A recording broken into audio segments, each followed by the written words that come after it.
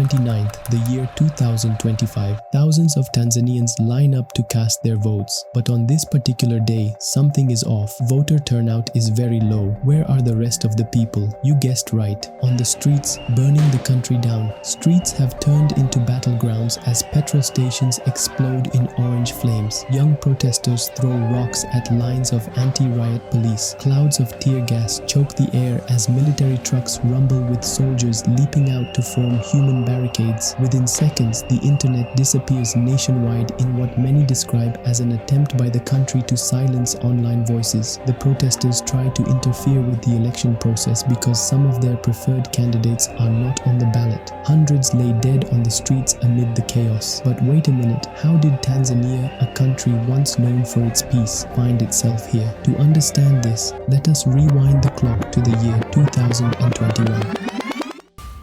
2021 arrives with shock across Tanzania. John Magufuli, the man nicknamed the bulldozer for his aggressive push on infrastructure and anti-corruption drives, suddenly dies aged 61. This is after weeks of swirling health rumors that the government never fully addressed. Samia steps calmly into the State House. She becomes the first female head of state in the East African country. On the first day in office, she says that this is a time for people to bury their differences and move forward. Her words make people think she is different from Magufuli, who is criticized by opponents as a divisive and authoritarian figure. She starts by urging citizens to take COVID-19 vaccines. This is contrary to Magufuli, who rejected vaccines, telling citizens to opt for at-home remedies such as steam inhalation. Hope spreads across the country. Samia's presidency feels like a break from the past. International donors suddenly start seeing her as a potential reformer who might ease restrictions and open dialogue while keeping the ruling CCM party stable. The focus of this trip includes in the United States focusing on the investment opportunities as it relates to the economy as a general matter, but also in the area of tourism. Tanzanians whisper about freer elections ahead, and Samia positions herself as the steady hand guiding the country with compassion. But deep down, she is about to reveal who she truly is. It's 2025 and elections are approaching. Samia reveals a harder edge as opposition leader Tundu Lissu finds himself on trial for treason over an April speech just weeks before the polling day.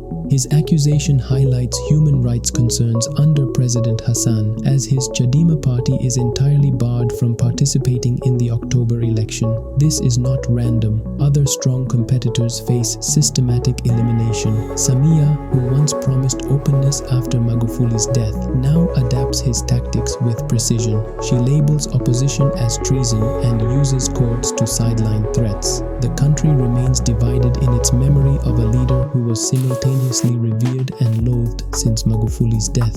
But Samia no longer heals that divide. Instead, she exploits it to tighten control. Security forces intensify surveillance, disappearances become normal, and the vaccine-era hope evaporates into thin air. Power has transformed Samia from a hopeful successor to a calculated enforcer, refining authoritarian tools rather than dismantling them.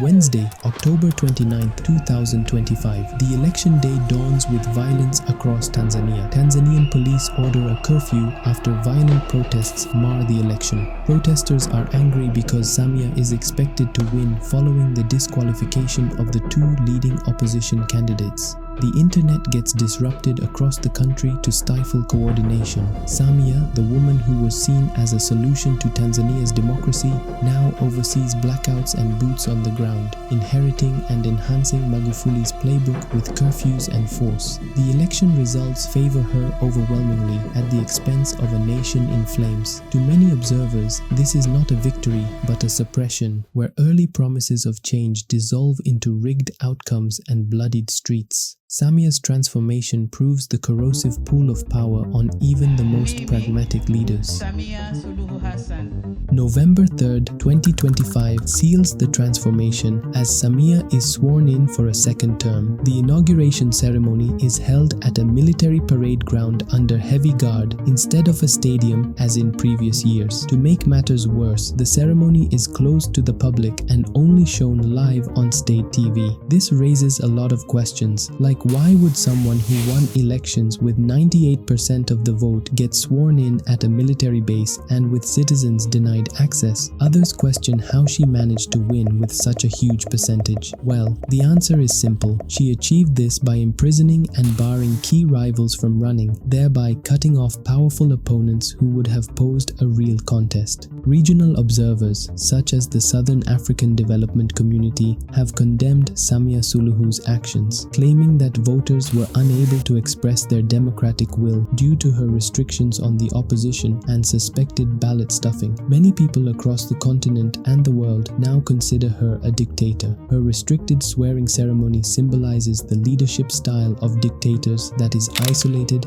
militarized, and unchallenged. While others try to defend Samia, her actions speak for themselves. Do you think Samia is a dictator, as her critics claim? Drop your thoughts in the comments section so we can engage in a meaningful conversation. Thank you for subscribing. I'll see you in the following video.